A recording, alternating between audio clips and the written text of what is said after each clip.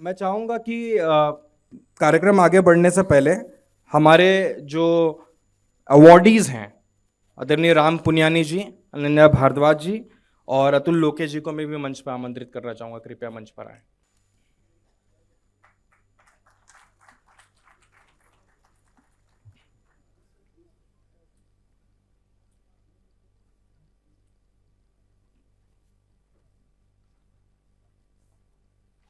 सबसे पहले तो मैं किसान ट्रस्ट के मैनेजिंग ट्रस्टी आदरणीय भोला जी को इनवाइट करना चाहूँगा। कृपया वो आएँ और किसान ट्रस्ट का जो विजन है, किसान ट्रस्ट किस पर काम कर रहा है और किसान ट्रस्ट की क्या करना चाहता है, उस पर आपको अपनी बातें रखेंगे। धन्यवाद। मंच पर आसीन सम्मानित जन एवं प्रबुद्ध श्रोताओं, किसान ट्रस्ट ने गत वर्ष सहिष्णुता दिवस एवं राष्ट्रीय प्रेस दिवस के अवसर पर 16 नवंबर 2022 को प्रख्यात फोटो जर्नलिस्ट दानिश सिद्दीकी की स्मृति को सम्मान देने के लिए दानिश सिद्दीकी फ्रीडम अवार्ड की शुरुआत की थी। दानिश अपनी फोटो पत्रकारिता के जरिए लोकतांत्रिक अधिकारों के प्रति न केवल सतत जागरूक रहे, अपितु अफगानिस्तान में तालिबानी सरकार की तमाम निरंकुशता को पूरी निर्भीकता से सामने लाते रहे और अपने पत्रकारिता धर्म को निभाते हुए इस बहादुर फोटो जर्नलिस्ट ने तालिबानियों के तमाम जुल्म सितम को सहते हुए जान दे दी, किंतु वो झुके नहीं, टूटे नहीं। ये सदन उस निर्भीक फोटो जर्नलिस्ट के बलिदान को सलाम करता है। इस तरह की निर्भीकता एवं बलिदान को सम्मान देना किसान ट्रस्ट के स्वाभाविक सिद्धांतों में शामिल है। ट्रस्ट के मौजूदा ऊर्जावान अध्यक्ष श्री जयंत चौधरी ने जब इस सम्मान योजना पर काम शुरू किया तो ये उन संस्कारों का प्रतिफल था जो उन्हें अपने दादा एवं भारत के 5वें प्रधानमंत्री चौधरी चरण सिंह जी से विरासत में प्राप्त हुए। चौधरी चरण सिंह जी को देश किसान नेता के रूप में तो जानता ही है, किंतु सांप्रदायिक शक्तियों के विरुद्ध भी वो हमेशा एक योद्धा की तरह लड़े। उन्होंने वोट के लिए सांप्रदायिक शक्तियों से कभी समझौता नहीं किया। 1967 में जब चौधरी साहब उत्तर प्रदेश में मुख्यमंत्री थे, तब बिहार, मध्य प्रदेश और गुजरात में भयंकर सांप्रदायिक दंगे हुए थे, किंतु उत्तर प्रदेश में पत्ता भी नहीं खड़का। ये चौधरी चरण सिंह जी के दृढ़ व्यक्तित्व और कुशल नेतृत्व का ही कमाल था।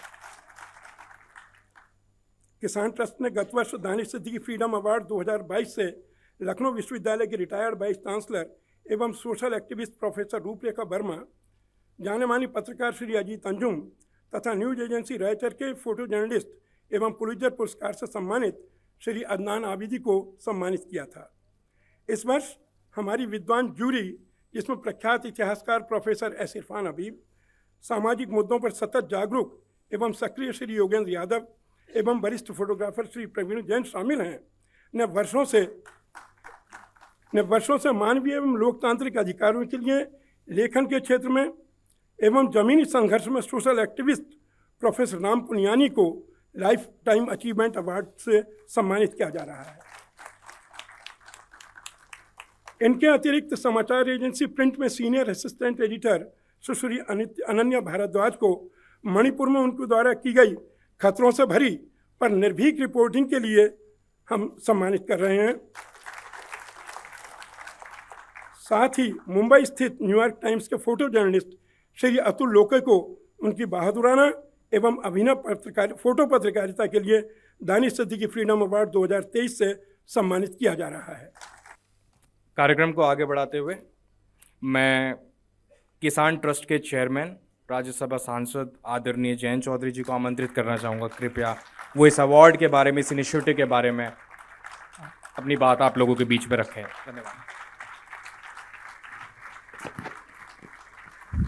उपस्थित मंचासीन किसान ट्रस्ट के सभी ट्रस्टीज़, हमारे इस अवार्ड के इस प्रक्रिया में, इस अभियान में बहुत बड़ी भूमिका अदा करने वाले हमारे सेलेक्ट कमेटी के तीनों मेंबर, सिद्दीकी साहब और हमारे तीनों इस साल के जो अवॉर्डीज़ वो भी मंच पे हैं और इनके बारे में आप नहीं जानते तो जान जाएंगे और उनका भी परिचय आगे होगा। और सभी जो अभिभावक यहाँ दूर दूर से आए हैं, पत्रकारिता के क्षेत्र से भी बहुत वरिष्ठ पत्रकार यहाँ पे उपस्थित हैं। Shekhar ji, we very happy to see you among us, amongst many others. ये आज दूसरा वर्ष है। मैं बधाई देता हूँ किसान ट्रस्ट को और आप सबको कि दानिश के उस मेमोरी और उनकी जो पहचान है उसे आगे बढ़ाने के लिए और फ्रीडम जैसे बेसिक कोर कॉन्स्टिट्यूशनल वैल्यू के को आगे रखने के लिए जो हमने अवार्ड जिसे सोच के एक गठित किया, बनाया और दूसरे वर्ष तक हमने इस चीज़ को पहुंचाया है। पहले वर्ष तीनों ही जो अवार्डीज़ थे वो अपने अपने क्षेत्र में उनका एक बड़ा नाम और योगदान और अपना एक परिचय रहा और हमें बहुत प्रसन्नता है कि उनका भी आशीर्वाद लगातार हमारे साथ बना हुआ है। हमारे तीनों सेलेक्ट कमेटी के जो मेंबर्स हैं उन्होंने बहुत डिटेल्ड इस बारे में अध्ययन किया। कई सौ नॉमिनेशंस हमें आपके माध्यम से मिले। 1 महीने का हमने सोशल मीडिया पे अभियान चलाया। पिछले साल जब हमने अवार्ड शुरू किया तब अवार्ड की कोई वेबसाइट नहीं थी, तो वेबसाइट डिज़ाइन हुई, पब्लिक से नॉमिनेशंस मांगे गए और ख़ास बात यह है कि इस बार जो एक अवार्डी हैं उनका नॉमिनेशन हमें उस अभियान में मिला और जो उनका नॉमिनेशन हमें प्राप्त हुआ, अनन्या भारद्वाज की रिपोर्टिंग मणिपुर पे बहुत सभी को यूनानिमसली महसूस हुआ कि बहुत बैलेंस्ड रही है और ऑन ग्राउंड उनका रहा। ऐसा नहीं कि दिल्ली के यहीं बैठ के उन्होंने कुछ बना दिया, नहीं, she spend considerable time on the ground. कठिन परिस्थितियां उनकी आगे रही होंगी, बट ये दिखाता है कि जो हमारी प्रक्रिया है वो अब दुरुस्त होती जा रही है, रोबस्ट है और वाकई जो नाम जो इनको अवार्ड मिलना चाहिए वो अपने आप नाम पब्लिक से अब आ रहे हैं। हम उम्मीद करते हैं कि ये अभियान आगे और मजबूती इसको मिलेगी और जनता की भागीदारी, आप सबकी भागीदारी इसे सफल बनाने में निरंतर हमारे साथ रहेगी और हमें मिलती रहेगी। हम फ्रीडम की मैं बात करूँगा कि फ्रीडम ऑफ एक्सप्रेशन, अभिव्यक्ति की आज़ादी बड़ा एब्स्ट्रैक्ट कॉन्सेप्ट है। यहाँ कई मुझे दिख रहे हैं कि हमारी पार्टी के विधायकगण और पूर्व विधायकगण और जनप्रतिनिधि भी आए हुए हैं और ये जानते हैं कि सामाजिक संगठन हो, राजनीतिक संगठन हो, हम जब पब्लिक मोबिलाइजेशंस करते हैं, कोई आंदोलन करते हैं तो वो दूसरे मुद्दों पे होते हैं। कहीं बिजली का आंदोलन हो गया, बिजली के टैरिफ बढ़ गए तो जो आहत ग्राहक हैं, उपभोक्ता हैं, किसान हैं, वह आंदोलन करेंगे। जिस क्षेत्र में से यहाँ जनप्रतिनिधि आए हैं पश्चिमी उत्तर प्रदेश से, वहाँ गन्ने की बड़ी खेती है और गन्ने की पैदावार बहुत अच्छी होती है। वहाँ गन्ना मूल्य निर्धारण को लेकर हो या जो निजी मिलें हैं समय पे उनको मूल्य मिल पाए, उन विषयों को लेकर वहाँ आंदोलन होते हैं। कई बार सामाजिक मुद्दों को लेकर, आरक्षण व्यवस्थाओं को लेकर, नागरिक अधिकारों को लेकर हम लोग आंदोलन करते हैं। लेकिन अभिव्यक्ति की आज़ादी जो कि मूल आधार है, वो गंगोत्री है जिससे नागरिक अधिकार और सामाजिक और राजनीतिक अधिकारों की गंगा ये देश में बहती है। उसके लिए हम लोग कभी सड़क पे नहीं आते हैं। क्या ये मानवीय संस्कारों का हिस्सा नहीं है? अभिव्यक्ति की आज़ादी, is that not a core human value? इस पे हमारी राय अलग अलग हो सकती है, क्योंकि एक हमारी टेंडेंसी है एनिमलिस्टिक, आदि पुरुष के समय से या जो भी प्री सिविलाइजेशनल मैन या वुमन थे, उनके अंदर जो कोर एनिमलिस्टिक टेंडेंसी है वो हावी होने की है, दूसरे पे हावी हो, शारीरिक तौर पर, सामाजिक तौर पर, और उसमें आपकी बोली, आपके विचार वो भी अहम होते हैं। तो हो सकता है कि वो कोर ह्यूमन वैल्यू है ही नहीं। आज़ादी सबको पसंद है, आज़ादी के मायने अलग अलग हैं, लेकिन अभिव्यक्ति की आज़ादी को लेकर शायद ये हमारे मानव के चरित्र का हिस्सा नहीं। लेकिन किसी भी सभ्य समाज में ये एक स्थापित संस्कार है, एक मूल्य है। ये हो सकता है कि ये एब्सोल्यूट नहीं है। मैं उस पे मैं कोई टिप्पणी नहीं करूँगा, क्योंकि वो अपने आप में एक अलग विषय खुल जाता है और इसमें उस पे भी अपनी सीमाएं हैं कि अभिव्यक्ति की आज़ादी सबके लिए इतना नहीं है कि मेरी अभिव्यक्ति की आज़ादी आपके नागरिक अधिकारों पे हनन हो या अटैक हो, तो वो फिर अभिव्यक्ति की आज़ादी नहीं मानी जाएगी। लेकिन उस परिभाषा के विषय को छोड़ दो, ये तो स्थापित है कि जब भी ह्यूमन सोसाइटी अपने आप को ऑर्गेनाइज करना चाहती है, जब एक व्यक्ति एक समाज में स्थान हासिल करना चाहता है, तो वो चाहता है कि हमें इन अधिकारों को संरक्षण मिले। और हम सबको मालूम है कि अभिव्यक्ति की आज़ादी सिर्फ बोलने की आज़ादी या लिखने की आज़ादी नहीं या छापने की आज़ादी नहीं है, वो एक तरह से सोचने की आज़ादी है। जहाँ हमारी कलम रुकेगी वहाँ हमारे विचार रुक जाएंगे, नवीन विचार नहीं आएंगे। सोसाइटी का जो प्रोग्रेस है, जो एक प्रगति हम लोग देखना चाहते हैं, जो हमारी नई चुनौतियाँ आ रही हैं, उनके लिए हम उपाय ढूंढना चाहते हैं, उन सारी चीज़ों पे पूर्ण विराम लग जाएगा। और इसलिए ये चीज़ स्थापित है और समझी गई है कि एक कोर सोशल वैल्यू है, एक कोर कॉन्स्टिट्यूशनल वैल्यू है, एक कोर डेमोक्रेटिक वैल्यू है। इसलिए मैंने कहा कि डेमोक्रेटिक सोसाइटल जो पावर्स हैं, जो राइट्स हैं, वो उसी गंगोत्री से निकल के हमें प्राप्त होते हैं। लेकिन फिर भी हम लोग उसकी रक्षा के लिए कभी सड़क पे नहीं आते। अक्सर हमने सिनेमा हॉल्स के बाहर लोगों को आंदोलन करते देखा है। जो सेंसर बोर्ड और एक प्रक्रिया ने पास कर दी फिल्म, उससे भी कुछ लोग आहत होते हैं और उस पर प्रतिबंध लगाने के लिए लोग सड़क पे आते हैं। कभी कोई सड़क पे आके ये नहीं कहेगा कि इस फिल्म को शांति से सबको देखने दो। शायद उसके लिए कभी कोई आंदोलन नहीं होगा। अभी चर्चा हो रही थी कि मीडिया हाउसेस पे अटैक है। ये भी एक नेचुरल टेंडेंसी है कि जो भी पावर में आता है वो चाहता है कि जो मेरे विचार हैं उनको अभिव्यक्ति की आज़ादी मिले और दूसरों के मुख पे पट्टा लग जाए। और इस पे अमेरिकी प्रोफेसर और फिलोसोफर नोम चॉम्स्की का एक कोट है, जो उन्होंने कहा कि if we don't like the freedom of expression for those whom we detest, for those people we detest, we do not believe in it at all. यानी जो लोग हमसे सहमत नहीं हैं, जो हमारे विरोधी हैं, व्यापारिक तौर पर, सामाजिक तौर पर, राजनीतिक तौर पर, जिनके विचार और भाषा से हम आहत होते हैं, अगर हम उनकी अभिव्यक्ति की आज़ादी पे विश्वास नहीं करते हैं, यानी हम अभिव्यक्ति के आज़ादी को एक सिद्धांत मानते ही नहीं, यानी वो मूल विचार से ही हम असहमत हैं। तो इसलिए there can be no such thing that freedom of expression for my followers, for those who like the government, and ED and crackdown and CBI and all sorts of inquiries against those who oppose me. ये patently undemocratic व्यवहार है और freedom of expression और हमारे freedoms के खिलाफ है। ये विचार मैंने रखे हैं इसलिए कि हम लोग एक डिबेट, एक चर्चा शुरू करें। और अब मैं इनवाइट करता हूं कि इस प्रक्रिया को हम लोग आगे बढ़ाएं। भोला शंकर जी ने एक बात कही, अंधकार और रोशनी की, और किसी भी तस्वीर में वही दो चीज़ें होती हैं, पहलू वही हैं। क्योंकि दानिश एक फोटोग्राफर थे और मैं भी कोशिश करता हूँ आर्ट्स को फॉलो करूँ। आप भी जानते हैं कि फ़ोटोग्राफ में क्या चीज़ पे रोशनी डालनी है, किन शेडोज़ को हाईलाइट करना है। कभी कभी जो शेडोज़ के अंदर तस्वीर है, जो डार्कनेस है, उसको भी फोटोग्राफर हाईलाइट करना चाहता है।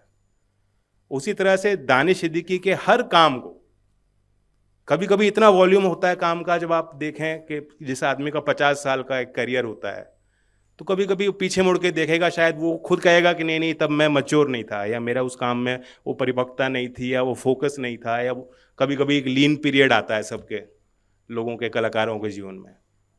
दानिश ने बहुत कम समय में इतने मैच्योरिटी से बड़े सेंसिटिव टॉपिक्स पे रोशनी डाली है, और जो सामाजिक तौर पे जो चीज़ परछाइयाँ जिन पे पड़ रही हैं, जो अंधकार में है, उनको भी फोकस किया। बहुत कम इस तरह के टैलेंट विकसित हुए हैं। वे भी एक एक्सट्रीमिस्ट आइडियोलॉजी के शिकार हुए, और एक्सट्रीमिज़म के खिलाफ भी हमें सोचना होगा। दानिश जी के उनके विजन को, उनके मेहनत, उनके समर्पण भाव, उनके करेज, उनका साहस को मैं दाद देता हूँ। वो एक एग्जेम्पलरी फिगर रहेंगे हम सब के लिए, एक आदर्श रहेंगे।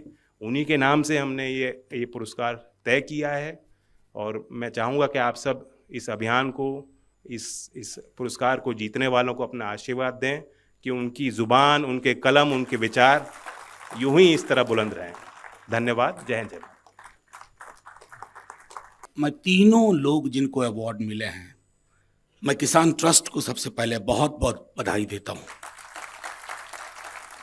मैं ये कह रहा था कि अनन्या हो, अतुल लोके हो, राम पुनियानी जी को तो कई वर्षों से उनके काम से वाकिफ़ हूँ। वो रविन्द्रनाथ टैगोर वाली परंपरा में एकला चलो एकला चलो एकला चलो रे। मणिपुर में खुद भी देख के आया हूँ। मणिपुर में मेरे बहुत सारे स्टूडेंट्स हैं दिल्ली यूनिवर्सिटी के। मणिपुर पर आज के दिन में लिखना और संतुलित लिखना बहुत मुश्किल काम है। सरकार का संतुलित दिखना मुश्किल हो गया है, तो लिखना आप अंदाजा कर सकते हैं।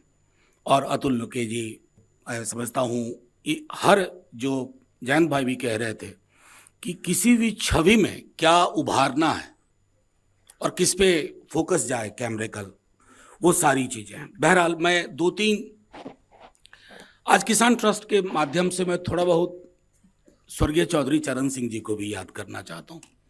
हम लोग बड़े छोटे थे, स्कूल में थे, कॉलेज में थे, फर्स्ट ईयर में। एक चीज़ के लिए मैं उनको हमेशा स्मरण करूँगा, अपार्ट फ्रॉम हिज राइटिंग्स, और मैं समझता हूँ उनके अलावा ग्रामीण समाज की संकल्पना किसी दूसरे राजनेता में नहीं थी। लोग शहरों में रहते थे, शहरी की तरह सोचते थे, शहर के नजरिए से देखते थे।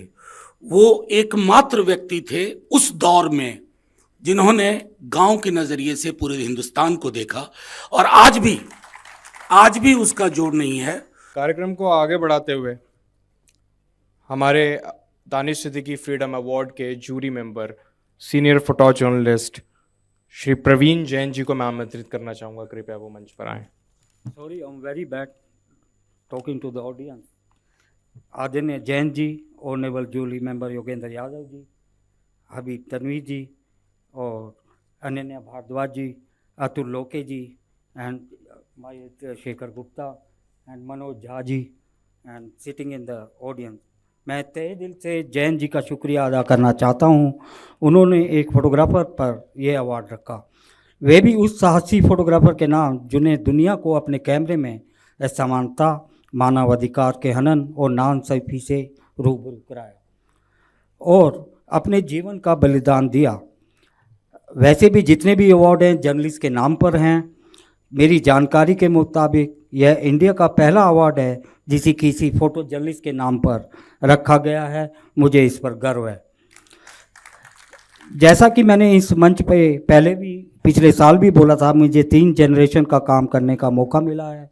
चौधरी चरण सिंह जी, उनके बेटे चौधरी अजीत सिंह जी जो मेरे बेहद करीबी थे, और नाउ उनके पुत्र जयंत चौधरी जी के साथ। ठीक उसी तरह भाई समरपाल को भी इन हस्तियों का काम करने का मौका मिला है। मैं देख रहा हूँ वो यहाँ पर नहीं है। पिछले कई सालों में विजुअल मीडिया का बहुत बुरा दौर चल रहा है। यहाँ पर हम अपने अस्तित्व बचाने के लिए लड़ रहे हैं, दूसरी तरफ मीडिया हाउस ने हमारी जॉब को बचाने में हम स्ट्रगल कर रहे हैं। पिछले कई सालों में मीडिया हाउस में विजुअल मीडिया की वैकेंसी लगभग ख़त्म होती जा रही है। उसकी वजह यह है कि पार्लियामेंट हाउस हो, राष्ट्रपति भवन हो या कोई भी मिनिस्ट्री, हमारी एंट्री लगभग ख़त्म कर दी गई है और सभी नेताओं ने अपनी मीडिया टीम रखी हुई है और फोटो जर्नलिस्ट को आउट ऑफ स्टेशन का लगभग सभी ऑर्गेनाइजेशन ने भेजना बंद कर दिया है। हमें यह नहीं भूलना चाहिए कि एक फोटोग्राफर ही होता है जिसकी मूवमेंट को ऐतिहासिक बनाने और यादगार बना देती है, लोगों की जहन में हमेशा के लिए बस जाता है। यह अवार्ड इसलिए भी अहम हो जाता है। मुझे देखकर हैरानी हुई कि इस बार फोटोग्राफर्स की एंट्री लगभग ना के बराबर थी, जिससे विनर को सेलेक्ट करने में काफ़ी दिक्कत आई थी। अगले साल मैं गुजारिश करूंगा अपने फोटोग्राफर्स से कृपया ज़्यादा से ज़्यादा एंट्री करें ताकि दानिश सिद्दीकी को इस अवार्ड के जरिए जिंदा रखा जा सके। मैं उम्मीद रखता हूं कि अगले कुछ सालों में पूरे देश में इस अवार्ड के लिए एंट्री आएंगी। मेरे इस लंबे फोटो जर्नलिस्ट के कैरियर में इतने वाक़ये हुए हैं जो मैं भूल नहीं सकता हूँ। एक फ़ोटो जर्नलिस्ट होने के नाते हमारा काम न केवल फ़ोटो खींचना होता है, बल्कि असाइनमेंट के दौरान अपनी कोई भी दुखद घटना या कोई भी सेलिब्रेशन शूट कर रहे होते हैं तो आपको वो मोमेंट महसूस करना चाहिए। और यह घटना आपके साथ, जैसे कि यह घटना आपके साथ हो रही है, तभी आप उसकी सेंसिटिविटी को समझेंगे। हमारे लिए कोई भी घटना या इंसान ऑब्जेक्ट नहीं या मामूली सामान की तरह नहीं होने चाहिए। इस काम को लिए यह नहीं भूलना चाहिए कि यह उनके प्रति हमारी भी कुछ जिम्मेवारी हैं। इसे भागना नहीं चाहिए, यहाँ तक कि हो सके उनके दर्द को महसूस करना होना चाहिए, जब तभी हम असाइनमेंट के साथ जस्टिस कर पाएंगे। मुझे फोटो जर्नलिज्म करते हुए पूरे 40 साल से ऊपर हो गए हैं। उस देश की मैंने अहम घटनाओं का मैं काफ़ी गवाह हूँ जो इतिहास के पन्नों में दर्ज है। पिछले कई दशकों में मैंने कई बड़े पत्रकारों के साथ काम किया है, लेकिन मुझे ये बताते हुए बेहद खुशी और गर्व महसूस होता है कि इस अवार्ड के लिए एक बेहतरीन पत्रकार अनन्या भारद्वाज को नवाजा जा रहा है। पिछले 5 सालों में अनन्या जी के साथ मैंने जम्मू कश्मीर, धारा 370 और उत्तर प्रदेश लव जिहाद, असम मिजोरम पुलिस और या फिर मणिपुर और का वायलेंस हो, जो इन घटनाओं से जुड़ी रिपोर्ट के सिलसिले में जाना होता था। She is few journalist, she is honest and brave and daring. And मैं बधाई देना चाहता हूं अतुल लोके जी को, जिन्होंने 1992 में अपना कैरियर बतौर डार्क रूम असिस्टेंट शुरू किया, जिन्होंने कैमरा से बेहद उम्दा तस्वीर खींच के इस अवार्ड को लिस्ट में नाम दर्ज कराए। चाहे श्रीलंका क्राइसिस हो, Jammu Kashmir village defence guard और असम फ्लड हो, और सेक्स वर्कर्स के ऊपर बदली तस्वीर, लाइव की ये तस्वीरें देखते ही हमारी को जीवंत कर देती हैं। मैं शुक्रगुजार हूँ सूरज सिंह बिष्ट, बिलप भुवियन और मणिपुर की घटनाओं को लेकर के आए और अपनी एंट्री अवार्ड में भेजी, और मानविंदर सिंह बिष्ट फ्रॉम पीटीआई, ईशान तनखा जी का भी उनके काम के लिए मुबारक देता हूं, जिन्होंने हमारे यहाँ एंट्री की। एक बार सभी को तहे दिल से शुक्रिया। मैं सबसे पहले तो जयंत चौधरी और किसान ट्रस्ट का शुक्रिया अदा करता हूं, जैसे मैंने पिछले साल भी किया था, कि ये कोशिश, ये अटेम्प्ट, ये सोच बहुत रेयर है, और आज के माहौल में तो बहुत ही कम लोग ऐसे हैं जो इस तरह सोचते हैं और ऐसे मुद्दों पर इतने डिफ़िकल्ट और कॉम्प्लिकेटेड लुकिंग इश्यूज़ को उठाते हैं। और ये हिम्मत की बात है कि सियासत में होते हुए लोग बहुत एहतियात बरतते हैं और ऐसे मुद्दों से दूर रहने की कोशिश करते हैं कि जिसमें एक मुसलमान जर्नलिस्ट का नाम हो और पत्रकारिता की आज़ादी की बात हो, तो उसमें तो फिर जाहिर है कि बड़ी हिम्मत की बात थी। और मैंने मुबारकबाद पिछले साल भी दिया और इस बार भी दोबारा से देना चाहता हूँ। मुझे ख़ुद बहुत फ़ख्र है कि मैं इससे जुड़ा।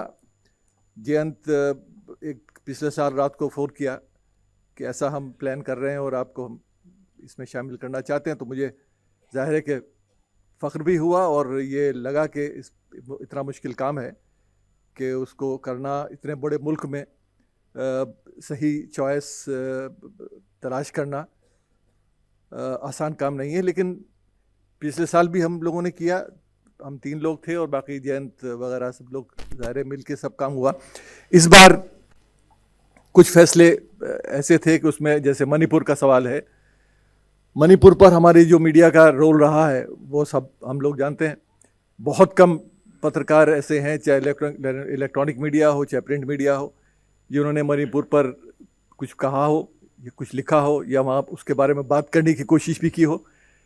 प्रधानमंत्री से लेकर नीचे तक सब लोग चुप हैं। उस माहौल में ऐसा पत्रकार ढूंढना जिसने हिम्मत करके वहाँ जाकर रिपोर्टिंग की हो, एक बार नहीं कई बार की हो, तो वो एक बड़ा मेजर फैसला था। और हमें लगा कि ये जो फैसला हमने किया वो एक सही फैसला था। हमें खुद महसूस हुआ कि ये उससे बेहतर चॉइस नहीं हो सकती थी, क्योंकि आज के माहौल में एक महिला को उस ख़तरनाक माहौल में जो मणिपुर में था, पत्रकार के रूप में जाना एक हिम्मत की बात थी। एक दूसरी चीज़ यह है कि आज बहुत सी ऐसी चीज़ें थी जो मुझे कहनी थी, लेकिन वो मनोज झा बहुत खूबसूरत तरीके से कह गए मुझसे पहले, और जो हमेशा करते हैं, संसद में हो या संसद के बाहर हो, या जो लिखते हैं। इंडियन एक्सप्रेस में कल लिखा नेहरू पर, बड़ा खूबसूरत, जो मैंने ट्विटर पर पढ़ा और अखबार में वैसे भी पढ़ा। तो वो जाहिर है कि बहुत सी बातें कह दी, मैं उनको दोहराना नहीं चाहता हूँ। लेकिन आज का माहौल हमारे मुल्क में ऐसा माहौल है जिसमें कुछ बोल पाना, कह पाना, क्योंकि मैं इतिहास से मेरा ताल्लुक़ है और मैंने इतिहास में बहुत सी चीज़ें ऐसी देखी कि पत्रकारिता, ऐसे लोगों ने पत्रकारिता की जिसका नाम हम सब लोग जानते हैं, लेकिन उसको हम सिर्फ शहीद के रूप में जानते हैं। भगत सिंह जैसा व्यक्ति जो उस वक्त अंग्रेज़ों के हुकूमत के ज़माने में 17 साल की उम्र में उसने बहादुरी से पत्रकारिता शुरू की। मतवाला नाम का अखबार निकला करता था कलकत्ता से, 17 साल की उम्र थी 1924 में।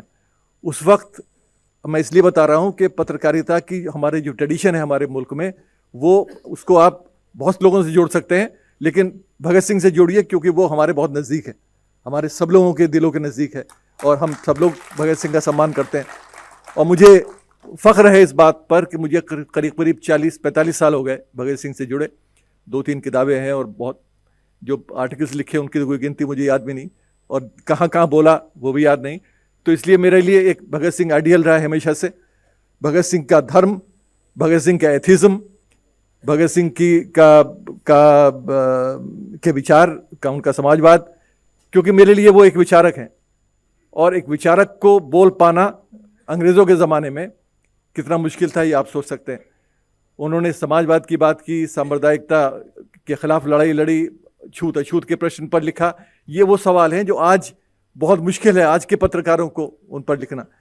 तो जो हम शहादत की बात करते हैं, कम से कम पत्रकारों को कुछ प्रेरणा लें, भगत सिंह से ही प्रेरणा लें जिसका नाम बार बार लेते हैं, और ये सरकार भी बार बार लेती है।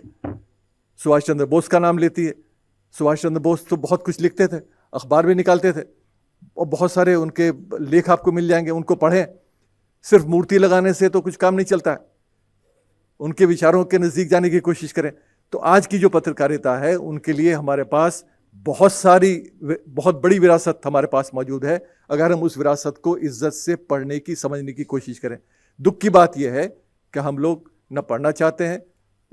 एक आसान रास्ता हमने अपनाया हुआ है कि शहादत को, भगत सिंह का नाम हो तो 23 मार्च को याद कर लें, उसके बाद पूरे साल के लिए भूल जाएं।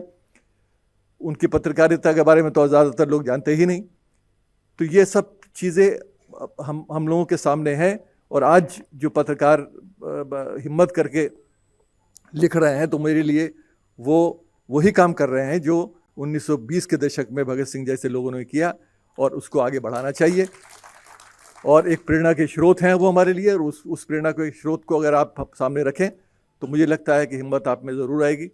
और अगले साल भी जब ये अवार्ड दिया जाएगा उसमें इसी तरह के बहादुर पत्रकार और समाज सेवी राम पुनियानी साहब जैसे, क्योंकि इनका तो जाहिर है कि मैं एक इतिहास का छात्र होने के नाते बहुत सी चीज़ें ऐसी हैं जो उनसे हम सीखते हैं, क्योंकि वो इतनी मेहनत करते हैं, इतनी चीज़ें कि हमारा फोकस एक पर्टिकुलर डायरेक्शन में रहता है, लेकिन उनका उद्देश्य होता है समाज के अंदर जो फैली हुई बीमारियां हैं, इतिहास के बारे में जो बिगड़ी हुई सोच है उसको कैसे सुधारा जाए। उसमें एंशिएंट मिडिवल मॉडर्न की जो बाउंड्रीज हैं ये नहीं है, ये स्पेशलाइजेशन नहीं है उनके यहाँ, क्योंकि उनको तो देश को बचाना है, देश में जो गलत सोच है उसको बचाना है। तो ये एक बड़े खूबसूरती से उन्होंने ये काम किया। ये बड़ा आसान था हमारे लिए फैसला, क्योंकि 2-3 लोगों के नाम हमारे सामने थे, उनमें सबसे नंबर 1 पर नाम राम पुनियानी साहब का था, क्योंकि उनसे ज़्यादा मेहनत, लड़ाई इन सब मुद्दों पर मुझे नहीं लगता किसी और ने की है। धन्यवाद। आज मैं यहाँ हूँ 3 वजह से। पहला, चौधरी चरण सिंह की वजह से। मैं बहुत छोटा सा था, पिताजी की उंगली पकड़ के गया था, उन्होंने कहा कि बेकार की चीज़ें मत देखा करो, अगर कोई काम की चीज़ सुननी है तो मेरे साथ चलो। और वो चौधरी साहब की स्पीच सुनवाने मुझे लेके गए थे। तब मेरा ज़िंदगी के प्रति, इस देश के प्रति, एक गांधी जी की किताब पढ़ने से नज़रिया बदला था। दूसरा चौधरी साहब का, कहने को नेता थे, वो एक्चुअली टीचर थे, बिल्कुल टीचर की तरह उन्होंने समझाया इस देश की। उसके बाद मैंने उनकी किताबें पढ़ी और आज भी मुझे लगता है कि इस देश ने चौधरी साहब की स्मृति के साथ, विरासत के साथ न्याय नहीं किया, इसलिए उनके नाम पे कुछ भी अच्छा होता है मैं खुशी से चला आता हूँ। दूसरा कि किसान ट्रस्ट ने दानिश सिद्दीकी की मेमोरी में ये प्राइज़ दिया। आप अपने परिवार की स्मृति में भी कर सकते थे, आप अपनी पार्टी की स्मृति में भी कर सकते थे, लेकिन उस परंपरा से हट के एक जांबाज पत्रकार जो इस देश में जो आज़ादी की स्पिरिट है, यही हमने उसमें लिखा था इस मेमोरी के लिए, जो इस अवार्ड के लिए जो हमने पब्लिक रिलीज किया था, कि फ्रीडम की स्पिरिट को अगर कोई सिंबलाइज करता है तो दानिश सिद्दीकी करता है। आपने उसे चुना, ये इसके लिए मैं यहाँ हूँ। और तीसरी वजह जिसकी वजह से मैं यहाँ हूँ वो है भाई जयंत, क्योंकि इस पूरी प्रक्रिया को अवार्ड देना, लोगों को बुला के एक रस्म करवा लेना आसान काम है, मगर इस प्रक्रिया को ईमानदारी से चलाना बड़ा मुश्किल काम है। और ये हिंदुस्तान की खास अचीवमेंट रहती है कि किसी भी चीज को तबाह हम बहुत जल्दी कर देते हैं, और ये अच्छे खासे लोगों के साथ मैंने देखा है। और ये जो छोटे छोटे लालच होते हैं कि हाँ मतलब ये मेरे आदमी को मिल जाए, फलां को हो जाए। इस अवार्ड में 2 साल से मैं इसकी जूरी में रहा हूँ, और जो सबसे सुंदर बात है वो ये कि इसके सिलेक्शन के वक्त और पूरा निर्णय करते वक्त किसी भी किस्म के राजनीतिक आग्रह की परछाई भी नहीं रहती है इसके अंदर। ये बात जो है सबसे सुंदर, और ये बहुत अनयूजुअल है, बहुत अनयूजुअल है हमारे देश की पॉलिटिकल कल्चर में। कायदे से तो इन्हें कहना चाहिए था भैया मुजफ्फरनगर के बारे में कोई अवार्ड दो, बागपत के बारे में दो, यहाँ के बारे में दो। और जब जूरी ने इस साल कहा कि भाई जर्नलिज्म का अवार्ड तो हम मणिपुर के बारे में ही देंगे, Jayant was the first one two से ऑफ कोर्स यही तो होना चाहिए। इस साल अगर आप मणिपुर पे नहीं देंगे तो क्या करेंगे? मणिपुर में इनकी पार्टी को ना एक वोट मिला है, ना अभी कोई संभावना है मिलने की, लेकिन मणिपुर इस देश की प्रायोरिटी होनी चाहिए, ये सोच सकने वाले लोग बहुत कम हैं। तो इस वजह से मैं यहां हूं कि हम खुल के सोच सकते हैं। और अवार्ड में हमने सोचा कि ठीक है हम नोटिस देंगे, पब्लिक से मांगेंगे हम नॉमिनेशंस, लेकिन कई चीज़ों में नॉमिनेशन नहीं आता। अब राम पुनियानी जी कोई नॉमिनेट थोड़ी करेंगे अपने आप को, भाई मेरे को इस अवार्ड के लिए कंसिडर करो। आपको ही इनके सामने हाथ जोड़ के जाना पड़ेगा कि सर आप हमें कंसिडर कीजिए, है ना। तो हमने ये रखा कि हाँ नॉमिनेशंस आएंगे जिनको हम बहुत ध्यान से देखेंगे, लेकिन नॉमिनेशंस के बाहर भी हम खुद जा जा के ढूंढेंगे। मुझे ध्यान है प्रवीण भाई ने कितनी मेहनत करके कहाँ कहाँ से फोटो मंगवाए, भैया एक अवार्ड है भेजो, तुम अपनी फोटो दिखाओ तो करो। हमने कहाँ कहाँ, मणिपुर में लगभग जितनी रिपोर्टिंग हुई हमने छान मारी, चाहे किसी ने अप्लाई किया हो या ना किया हो, सबको हमने देखा ताकि हम सर्वश्रेष्ठ को चुन सकें। और बेहद खुशी की बात है कि जो तीनों अवॉर्डीज आज हमारे सामने हैं, उन्होंने इस अवार्ड की गरिमा को बढ़ाया है। राम पुनियानी सर, आपको तो सर कहने में परहेज लगेगा, लेकिन क्या करूं, मेरे मुंह से यही शब्द निकलता है। राम के नाम पे इस देश में इतनी गुंडागर्दी हो रही है कि कोई अगर राम के नाम को चरितार्थ करे तो उसका पांव छूने का मन करता है, और राम पुनियानी जी राम के नाम को चरितार्थ करते हैं। इस देश में जितनी झूठ और नफरत पिछले 20-30 साल में फैलाई गई है, उस झूठ और नफरत का अगर एक एंटीडोट है पूरे देश में तो उसका नाम है राम पुनियानी। इन्होंने इतना ईमानदारी से, बिना डरे, बिना किसी की परवाह किए, हम जैसे लोग तो बाद में जगे, लेकिन राम पुनियानी जी ने बरसों पहले, दशकों पहले सोच लिया था ये इस देश के सामने सबसे बड़ा खतरा है। किताबें, पैम्फलेट, लेख लिख लिख के जो जो झूठ बताए जा रहे हैं सबका खंडन करते हैं राम पुनियानी जी। और केवल किताबें लिखना नहीं, अगर 10 नौजवान देश के किसी छोटे से कोने में हो जो कहें कि हम सीखना चाहते हैं, राम पुनियानी उठ के वहां जाते हैं, उन 10 बच्चों को समझाते हैं कि देखो इस देश में सच्चाई ये है, ये झूठ जो तुम्हें पिलाया जा रहा है इस देश में हिंदू धर्म के नाम पे, ये जो मुसलमानों के खिलाफ नफरत फैलाई जा रही है, ये सच नहीं है। मैंने थोड़ा सा अपने पिताजी में देखा था, उनके पास भी नफरत करने के बहुत कारण थे, बहुत गहरे कारण थे, लेकिन उन्होंने मोहब्बत का रास्ता चुना था। और राम पुनियानी सर के बारे में भी लगता है आपके मन में, आपके समाज में, जिस समुदाय से आप आते हैं, नफरत करने के बहुत कारण है उनके पास, लेकिन उन्होंने मोहब्बत का रास्ता चुना है, देश बनाने का रास्ता चुना है। और राम पुनियानी सर, आपने इस अवार्ड को कबूल किया, ये हम सब के लिए बहुत ऑनर की बात है। We are deeply obliged that you agreed. Ananya ji का काम मैं बीच बीच में देखता रहा था, लेकिन सच ये है कि मैं सिस्टमेटिकली पढ़ नहीं पाया था। आमतौर पे लोग समझते हैं कि जो लोग पॉलिटिकल लाइफ लीड करते हैं उन्हें बहुत कुछ पता रहता है। जब से मैं पॉलिटिक्स में आया हूं, मैंने रियलाइज किया है कि जो पॉलिटिक्स के अंदर है उन्हें सबसे कम पता रहता है। पहले मैं बहुत ध्यान से न्यूज़ रिपोर्ट देखा करता था, आजकल कम ध्यान से देख पाता हूं। इसलिए जब ये तय हुआ कि मणिपुर पे रिपोर्ट्स हम देखेंगे, जितनी भी इस साल आई हैं, तो मैंने ध्यान से देखा सबको। You know what stood out were 3 stories. आपने बहुत लिखा है, 3 स्टोरीज मेरे दिमाग में अटक गई। एक कहानी है एक बाप की, मणिपुर में जब कुकी मेते संघर्ष हो रहा है, गांव के बाहर एक क्राउड आ गया है और लोग जान बचा बचा के भाग रहे हैं। एक 13 साल का बच्चा है, मेंटली चैलेंज्ड है, खुद अपने आप को मैनेज नहीं कर सकता, और उसका बाप कहता है कि मैं इसको कंधे पे लेके जाऊंगा, और जाऊंगा, चलूंगा नहीं, पहाड़ी पे चढ़ना है। पूरी रात पीछे भीड़ है, पीछा कर रही है उनकी, और बाप बच्चे को कंधे पे, 13 साल के लड़के को कंधे पे लेके बाप घूम रहा है, किसी तरह से बचते हुए आता है। दूसरी कहानी है एक बेटे की जो बाप को कंधे पे लेके जा रहा है, लेकिन वो बाप जिंदा नहीं है, उसकी लाश है, बाप मर गया है। और वहां ऐसी अफरा तफरी है कि लोग कह रहे हैं कि भैया वो मर गया, जो जिंदा है उसको तो देख ले, तू चल यहां से निकल। वो कहता है नहीं, इनको सही जगह पे इज्जत के साथ दफनाना मेरी ड्यूटी है, मैं इनका बेटा हूं। और वो उसमें अपने पिताजी को कंधे पे लेके जाता है और वापस भागता है, बचता है, और वापस आके अपने पिताजी को वहीं दफनाता है जिस गांव में उनको दफनाना चाहिए था।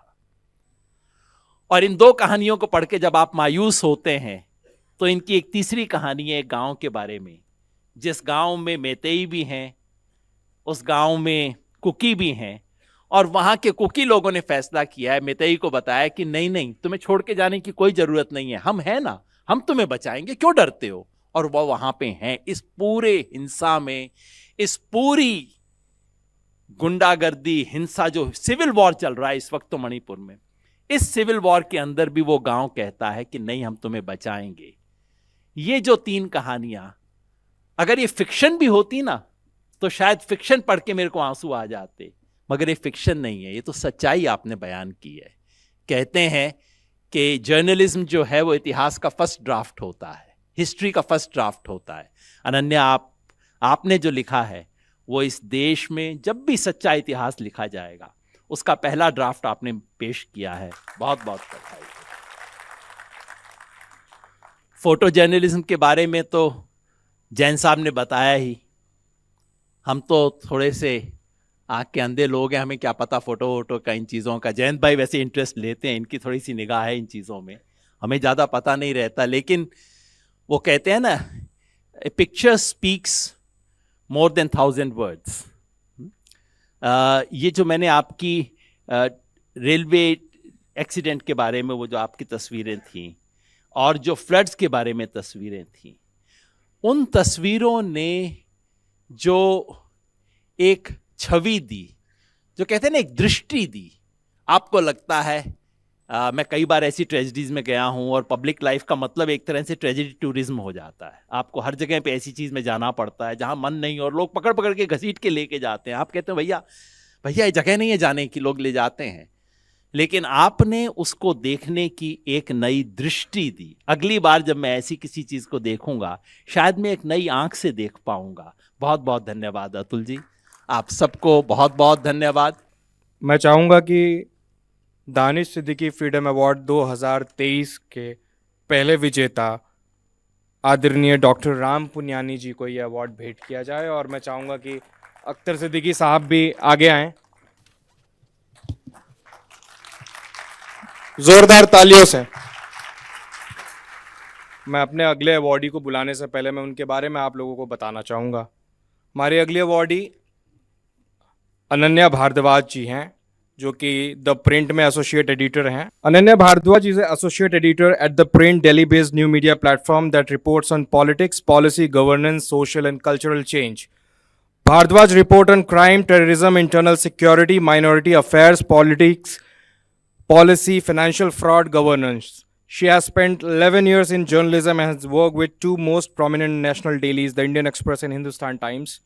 She has covered important political and social development, including abrogation of Article 370 in Jammu and Kashmir that took away its special status and communal right in northern India. She has traveled extensively to report from conflict-ridden Kashmir Valley and most recently to Manipur that has been caught in a cycle of violence for the last 6 months. She has also reported extensively for border state of Punjab, Rajasthan, sensitive areas of Northeast India, insurgency hit Chhattisgarh, churning out series of investigative and human interest stories.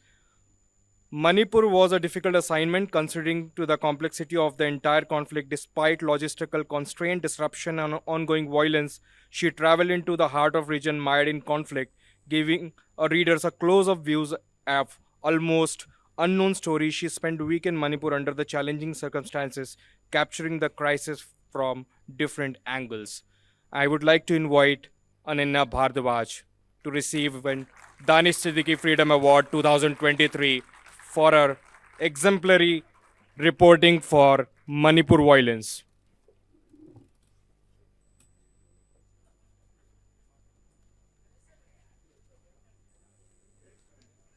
हम चाहेंगे कि अनन्या अपनी journey और इस पूरे reporting Manipur को लेकर किस तरीके के चैलेंजेस, कॉन्फ्लिक्ट्स थे, उन पर अपनी बात ज़रूर रखें।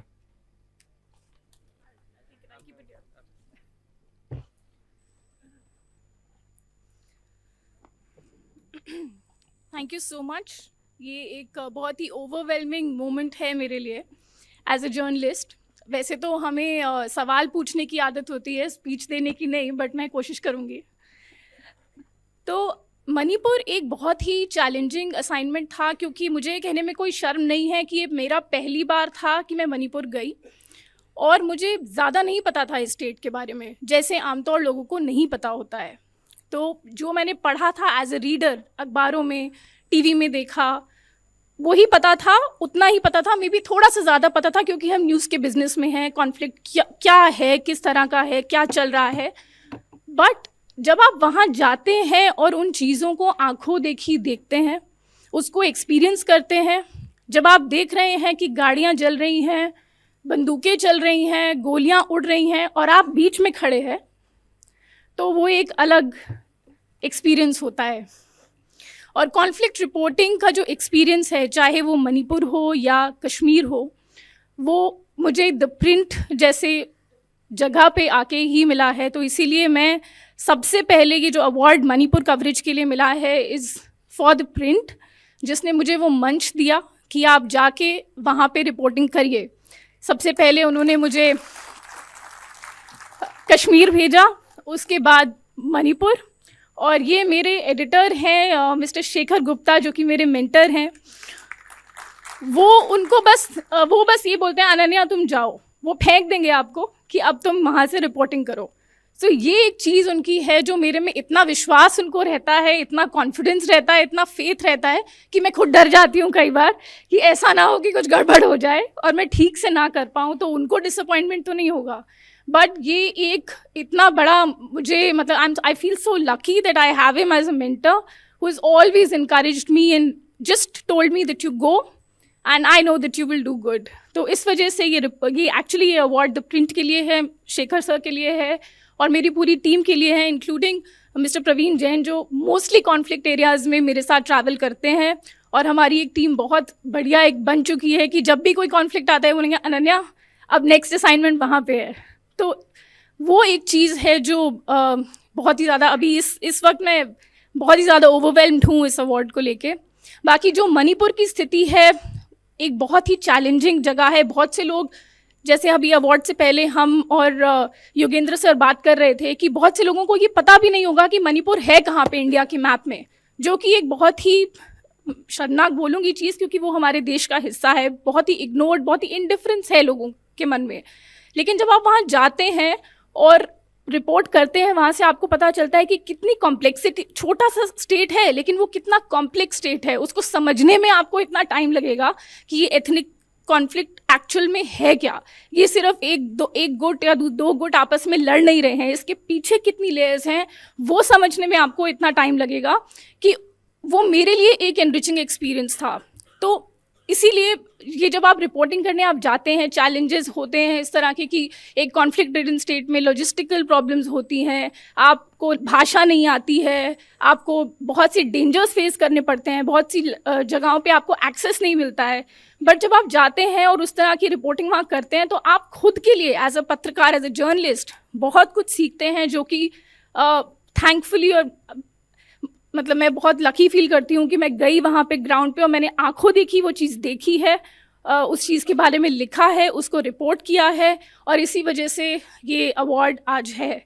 और मैं जूरी मेंबर्स को थैंक यू बोलूँगी कि उन्होंने मणिपुर को चूज़ किया, बिकॉज वो हाईलाइट करना एक बहुत ही इम्पॉर्टेंट चीज़ है। अगर ये अवार्ड दानिश सिद्दीकी के नाम पे है तो एक कॉन्फ्लिक्ट जो कि ऑनगोइंग कॉन्फ्लिक्ट अभी हमारे देश में चल रहा है पिछले 6 महीने से, एंड एज आई स्पीक अभी भी वहाँ पे कॉन्स्टेंट वायलेंस जो है वो चल रहा है फॉर द लास्ट 6 months, तो ये हाईलाइट करना बहुत ही ज़रूरी था। And this award will only encourage me to go back and do more stories so that I could bring to public more stories from the ground. Thank you so much, everyone. Thank you.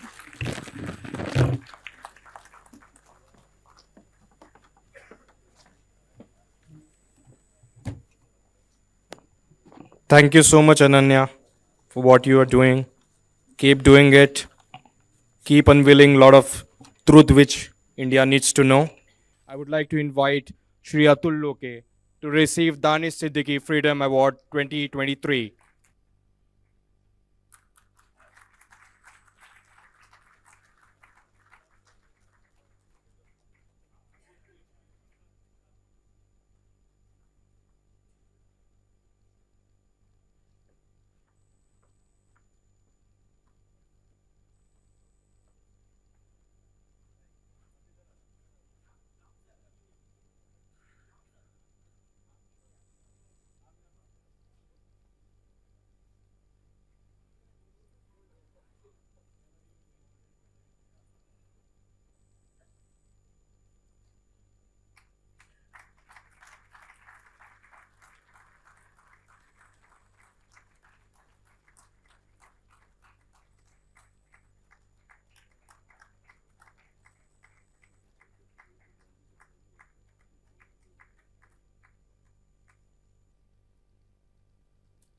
बहुत बहुत धन्यवाद किसान trust, और मैं सभी लोगों का धन्यवाद करना चाहूँगा कि आप लोग यहाँ वक्त निकाल कर आए और दानिश सिद्दीकी फ्रीडम अवार्ड जो पिछले साल भी हुआ था, इस साल भी हुआ और हर साल होगा, और इसी तरीके से हम जर्नलिज्म, फ्री स्पीच को सेलिब्रेट करेंगे।